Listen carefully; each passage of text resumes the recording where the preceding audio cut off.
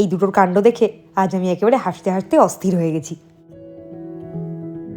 Bedroom থেকে যখন বেরিয়েছি দরজাটা খুলতেই একেবারে মনটা আনন্দে ভরে গেল। এখন তো একটাই আনন্দের কারণ, আকাশের অবস্থা দেখো। দুদিন ধরে যে হারে গরমটা পড়েছে, সেই গরমের পর যখন আকাশটা এইরকম দেখি তখন মনটা আনন্দে ভরে উঠতে বাধ্য। ততক্ষণে বাইরে ঠান্ডা ঠান্ডা হাওয়া বইতে শুরু করে দিয়েছে, আর তার কিছুক্ষণের মধ্যেই এমন ঝড় উঠল, দরজা জানলা একদম উলট পালট হতে শুরু করে দিল। আমি তাড়াতাড়ি দৌড়ে গিয়ে জানলাগুলোকে বন্ধ করে দিলাম। ভাবলাম যে যাক, আজকে একটা ছুটির দিন, বাড়িতে সারাদিন একটু আরামে থাকা যাবে। গত 2 দিন খুব কষ্ট হয়েছে গরমে। Good morning everyone, welcome back to the channel Roznamcha. আজকে রবিবার বলে আজ একটু দেরি করে ভিডিও শুরু করেছি। আর আমার দেরি করে ভিডিও শুরু করার একটা বৈশিষ্ট্য আছে, সেটা হলো আমি এই ঘর থেকে শুরু করি। আসলে রাকেশ আর ঝনক দুজনেই একটু দেরি করে ঘুম থেকে ওঠে, তারপরে আজকে আবার রবিবার, আসলে তো দেরি করে ঘুম থেকে উঠবেই, তারা নেই বলে। তাই জন্য এখন অনেকটা দেরি হয়ে গেছে, অনেকটা বেলা হয়ে গেছে, 9টা প্রায় বাজতে চললো।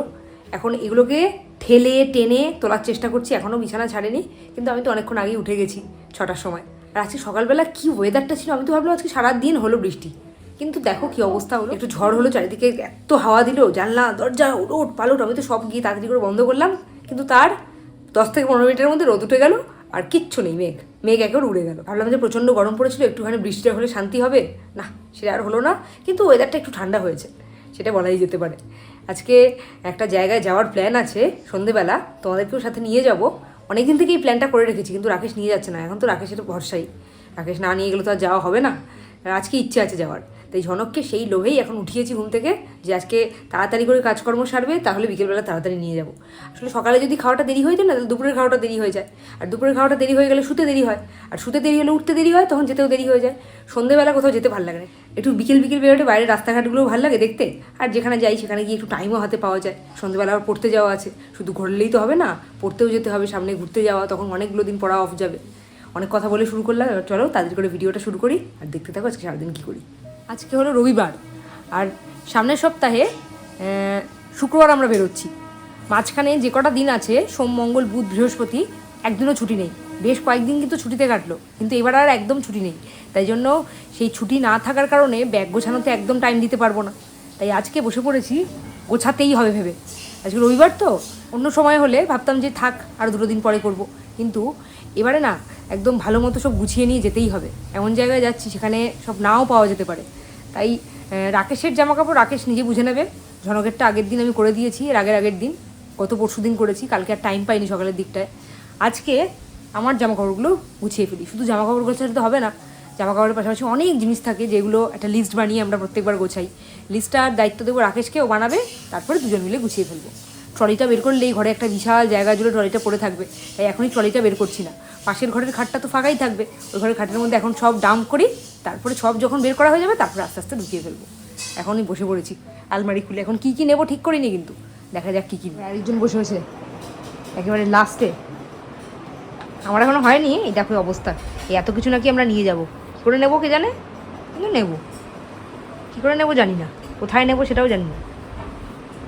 তার এখন এখানে 70% হয়েছে, এখনও 30% বাকি, কারণ আমার 3 দিনের ড্রেস হয়ে হয়েছে, আরও 2 দিন বাকি। সুন্দর একটা দেখি বানালাম, দেখি কি মিষ্টি বানিয়েছো। জামাইয়ের থেকে শিখে এই দেখো সুন্দর একটা মিষ্টি বানিয়েছি, দেখো ভালো হয়েছে মিষ্টিটা। বাবাকে গিয়ে বলো যে তোমার জন্য মিষ্টি না বানিয়ে নিয়ে এসেছি। গীতাদির আর আমার সম্পর্কটা এইরকমই, দিনে যে কত রকম গল্প হয় আর আড্ডাই আর কি হয়, তার তো কোনো ঠিক ঠিকানা নেই। শুরু হয়ে গেছে কিন্তু আমাদের জামা কাপড় বার করেই একেবারে মানে 5G স্পিডে কাজ চলছে। একা পুরো ওই দিকটা দখল করে নিয়েছে আমাদের। এইগুলো কার? এই সবকটা তোমার? এই উপরেরগুলো? উপরে দেখা যাচ্ছে একটু একটু করে, নিচেরগুলো আমার। আচ্ছা তুমি যে এরকম করে রাখছো, যে নিজে যখন বের করো সব তো বার করতে হবে। আজ ব্যাগটা গোছাতেই হবে, তাই জন্যই বসেছি।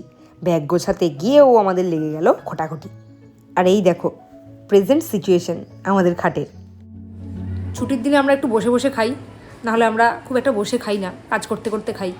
রাকেশ বসে বসে খায় যদিও, কিন্তু সাথে ওকে দায়িত্ব দিয়ে দিই ঝনককে খাওয়ানোর, কিন্তু আজকে একদম বসে আরামে খাচ্ছে। ওই দেখো একবারে সাজিয়ে বসেছে, দেখো শশা, কলা, ডিম সেদ্ধ, বাদাম, তরকারি, রুটি, আরও কিছু বাকি আছে। ও একটা মিষ্টি বাকি আছে না, না আমি খাবো না মিষ্টি। ওকে বলছি ঠিকই, আমিও কিন্তু নিয়ে সাজিয়ে বসেছি, দেখো। দিদিভাইকে চলে যেতে কেন ভালো না দিদিভাই। কেন দিদিভাই কি করেছে? আমি দিদিভাই পচা দিদিভাই পচা সেটা শুনলাম, কেন পচা সেটা শুনি। নিচে থেকে ওর থেকে নিচে চলে গেল বলে পচা। ঝনক কিন্তু ওর দিদিভাই অন্তপ্রাণ। দিদিভাই যতক্ষণ বাড়িতে থাকে দিদিভাইয়ের সাথেই খেলতে পছন্দ করে। ও দিদিভাইকে বলেছিল ও যে নিচে যাস না, দুজন মিলে খেলবো। ওর দিদিভাই তাও কথা না শুনে নিচে চলে গেছে। তাতে ভাইয়ের অভিমান হয়েছে, আর এতটাই অভিমান হয়েছে দিদিভাইকে সমানে বলে যাচ্ছে তুই নিচে চলে যা, তোর সাথে আর খেলবোই না কোনোদিন। তুমি কিচ্ছু করো নি, তাও এরকম করছে, তুমি চলে যাও তো, আর খেলবে না ভাইয়ের সাথে, যাও চলে যাও। হ্যাঁ চলে যাও, বলবে যে আর খেলবো না, কোনোদিনও খেলবো না। আর আমি কোনোদিনও খেলবো তোমাকে বলিনি, দিদিভাইকে বললাম। আমি আর কোনোদিনও খেলবো না। ভাই বোনের সম্পর্ক বোধহয় এইরকমই হয়, এই ভাব তো এই ঝগড়া। তার কিছুক্ষণের মধ্যেই ওদের ঝগড়া মিটে আবার খেলতে লেগে পড়েছিল।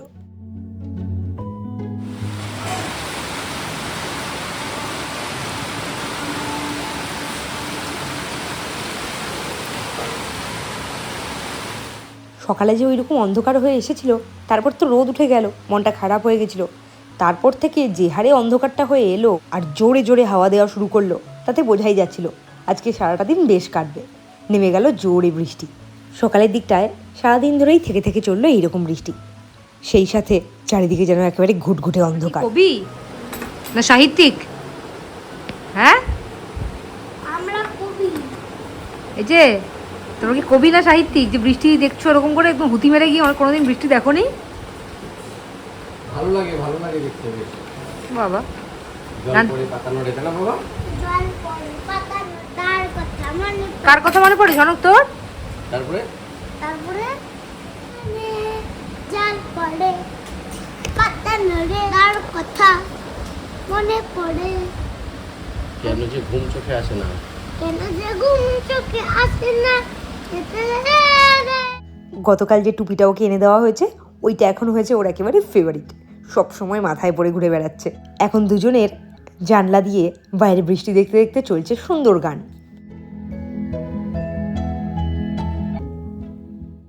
এমনিতে তো সানডেতে এরকম সময় গান করতে চলে যায়, কিন্তু আজকে ওই বৃষ্টির জন্য আটকা পড়ে গেছে। সেই কারণে বাবার আর ছেলের চললো সারা দিন ধরে হুজ্জুতি। তবে কিছুক্ষণ বাদে যেই বৃষ্টি কমে গেল, রাকেশ নিয়ে চললো ওকে গানের ক্লাসে। সকাল থেকে তো আজকে কেমন বৃষ্টি বৃষ্টি ওয়েদার, মেঘলা হয়ে আছে, একদম অন্ধকার হয়ে আছে।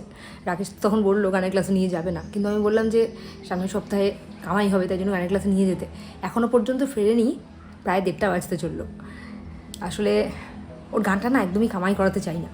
বাড়িতে যতটা প্র্যাকটিস হয় না, গানের ক্লাসে গেলে একটু বেশি প্র্যাকটিস হয়। ও ওখানে গান করতে গেছে, আর যাওয়ার সময় বললাম যে রাকেশকে একটু ডাবটা কেটে দাও, ডাবের জলটা খেয়ে যাক। ডাবের জল খেয়ে গেছে, এসে ফলের রস খাবে, ফলটা কেটে রস টস করলাম, স্নান করে বেরিয়ে এখন এক্ষুনি আসবে। এখন আমি একটু এডিটিংয়ের কাজে এগিয়ে রাখি, যতক্ষণে ঝনক আসছে। ঝনক এলেই তো চিৎকার চেঁচামেচি শুরু করে দেয়, আর আমার সবসময়ই দরকার একটু যেন নয়েজ কম হয়, ঘরে একটু চুপচাপ থাকে। সেরকম তো হয় না, একা থাকলে সেটা হয়, কিন্তু বাড়িতে আর 5টা লোক থাকলে সেটা একদমই হয় না। আমি এখন আমার কাজগুলো একটু সেরে ফেলি। কী অবস্থা তোর? তবে দিয়ারটা উড়ে এসেছি। এখানে বলছে শীতকালে বাড়ি ফিরেছিস, কী অবস্থা? খোলো খোলো সব খোলো। এই প্রকৃতির ওপর আমাদের কারোর হাত নেই। গতকাল কী হারে গরমটা পড়েছিল, আর একটু বৃষ্টিতে দেখো ঝনকের অবস্থা, মনে হচ্ছে যেন কোন শীতের দেশে চলে এসেছে।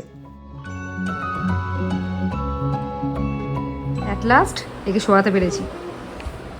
এবার আমরা একটু খেয়ে নিই তাড়াতাড়ি করে, 3টে বেজে গেছে। ও বাবা, এখানে কি দেখি?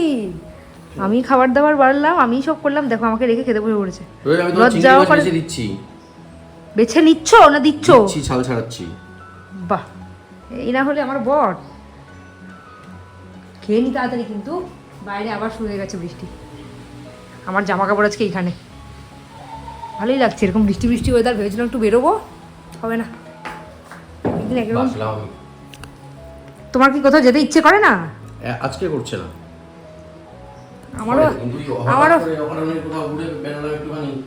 কেন হঠাৎ করেই তো লোকে বেরোয় না? এখন অয়েল লকডাউন চলছে, ফুয়েল লকডাউন। ও আচ্ছা, অয়েল লকডাউন নাকি? হ্যাঁ, এবার তাড়াতাড়ি করে খাই। এই দেখো চিংড়ি মাছ বেচে দিয়েছে আমার বড় আমাকে। ছনকের পর্যন্ত ধরলো না, ওর নাকি গলা ধরছে, সেন্সিটিভ গলা তো আসলে।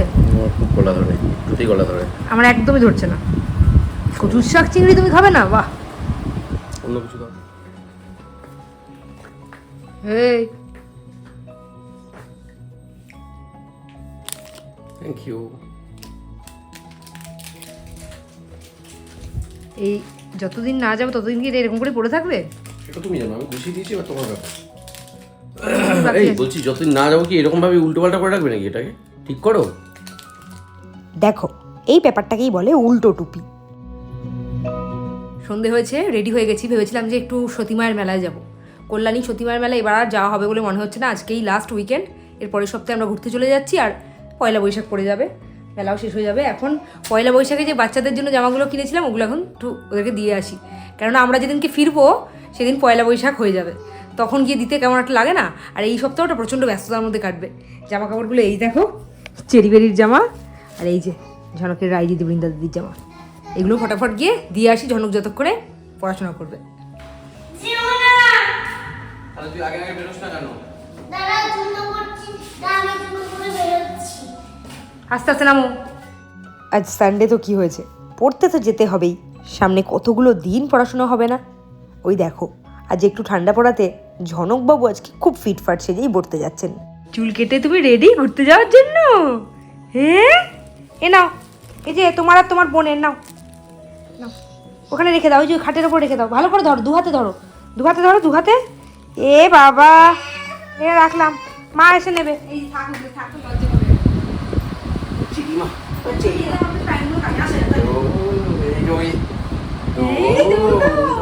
চেরি আগে কারোর কাছে যেতে চাইতো না, বেরিটাই যেত।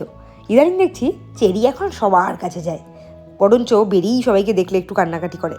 অ্যাজ ইট ইজ বেরির কান্নাকাটি শুরু হয়ে গেছে আমাদেরকে দেখে। আসলে এই সময় ও পাড়াতে কারোর বাড়িতে ঘুরতে যায়। আজ আমরা এসেছি বলে ঘুরতে যাওয়াটা হয়নি, সেই জন্যই আরো বেশি কান্না পাচ্ছে ও। কিছুক্ষণের মধ্যে অবশ্য ঠিক হয়ে গেছে। খোকা বসেছে যে বাচ্চাদের খেলনা নিয়ে খেলতে খুব ভালোবাসে, এখন পেয়েছে তো, অন্য সময় পায় না ঝনকের জন্য। ওরা তো কিছু বলছে না, দূরে দাঁড়িয়ে আছে, ওই দেখো। এখনকার বাচ্চাদের কত খেলনা, আর আমরা যখন ছোট ছিলাম একটা খেলনা দিয়েই দিনের পর দিন কাটিয়ে দিতাম। দেখো একটু আগে আমাকে বলছিল আমি নাকি বাচ্চা হয়ে গেছি বাচ্চাদের খেলনা নিয়ে। আসলে এখন বাচ্চাদের খেলনা এত ইন্টারেস্টিং ভাবে তৈরি হয় না, প্রত্যেকের ভালো লাগে। এখানে অনেকগুলো অ্যানিমেলের মুখ আছে, আর যেটা ঠিক সেটার গলাগুলো বাজছে। দেখো, শোনো, ব্যাংকটা শোনো। এই বেরি শোন। আর আমার পাশে কে এসে দাঁড়িয়েছে দেখো, দাঁড়িয়ে দাঁড়িয়ে ভিডিও দেখছে, ভিডিও করা দেখছে। চেরি হাই বলো, হাই বলো সবাইকে, হাই বলো, হাই বলো, হাই বলো, হাই বলো। না ও ইয়ে ক্যামেরায় বলবে, ও সেলফি ক্যামেরার পেছনে দৌড়চ্ছে, ও দেখবে। হাই বলো চেরি, হাই বলো, হাই বলো, হাই। ওই দেখো, ওই হাই বলো বেরি, হাই বলো। আচ্ছা এবার এটাকে তাহলে তুমি নাচছিলে কেন? বেরি কিন্তু প্রথমে একটু কান্নাকাটি করে, তারপরে যখন মিশে যায় খুব কথা বলে, খেলাও করে, আর সেই সাথে হাসেও। আজকের সন্ধেটা এই দুটো পুতুলের সাথে বেশ কাটালাম আমরা। দুটোর অবস্থা দেখো, চকলেট নিয়ে নানানানি করছে। এই আমাকে একটু দে। রুমের অবস্থা কিন্তু বড্ড শোচনীয়, একজনের যেটা লাগে আরেকজনেরও সেইটাই লাগে। এইবারে শুরু হলো চানাচুর কাণ্ড। যেই রাকেশকে রুম একটু চানাচুর দিয়েছে, ব্যাস কোথার থেকে চেরি বেরিয়ে এসে একেবারে হামলে পড়লো, বিশেষ করে চেরিটা। আর না দিলেই একটা অস্ত্র, কান্না। আর তুই কি করছিস বারবার করে মিমোর কাছে গিয়ে? এতক্ষণ মিমোর কাছে ভয় পাতে হবে এতদিন, আর এখন বারবার যাচ্ছে। দেখো, আর দিও না। না না দিচ্ছি না। এ মা দেখ, ওই ওই যে দিচ্ছে দিচ্ছে দিচ্ছে দিচ্ছে, ছোট্ট একটা। ওইটা গেছে, ওইটা গেছে। ইয়ে বাবা, ও আগে গিয়ে খেয়ে নিল। এই একটা যাচ্ছে, এই একটা যাচ্ছে। তোমাকে এবার টাটা করার সময় হয়ে গেছে। টাটা। হ্যাঁ চেরি, ও টাটা। আমাকে একটু হামি দাও বেরি, আমাকে একটু হামি দাও। বাহ, চলো এবার আমরা যাবো। ঝনককে চেরি বেরির বাড়িতে নিয়ে যায়নি তো কি হয়েছে, নিয়ে গেছিলাম ওর রায় দিদি আর বৃন্দা দিদির বাড়িতে। ওখানে গিয়ে যথারীতি ওর বাদরামিটা শুরু করে দিয়েছে।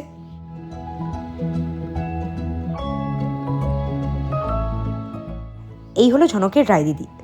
আমার যখন বিয়ে হলো তখন ওর বয়স ছিল 3 বছর, ঝনকের থেকেও ছোট। মানে ঝনকের এখন যা বয়স তার থেকেও ছোট। এই কদিনে কত বড় হয়ে গেছে আর কত ম্যাচিওর হয়ে গেছে। এখন তো সুযোগ পেলে ভাই বোনদের ওই সামলে দেয়। সব ভেঙে দেবে কিন্তু ঘরের। ওরে, এই ঝনক দেখ কি করছে দেখছিস? হ্যাঁ।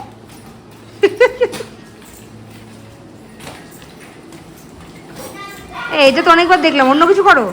এগুলোই হয়, ইমোটসগুলোই হয়। আমাকে কথা বললে একটু দাও না। কথা বললে যাবে। তুই এটা কি করছিস? ফট করে লাগবে বাবা, আস্তে আস্তে আস্তে আস্তে লাগবে। হ্যাঁ লেগে যাবে কিন্তু তখন তো লেগে যাবে। ব্যাস, ব্যাস, হয়ে গেছে, হয়ে গেছে, হয়ে গেছে। দাও দাও দাও। ওই যে একটু আগে বললাম, পারলে ভাই বোনদের ওই সামলে দেয়।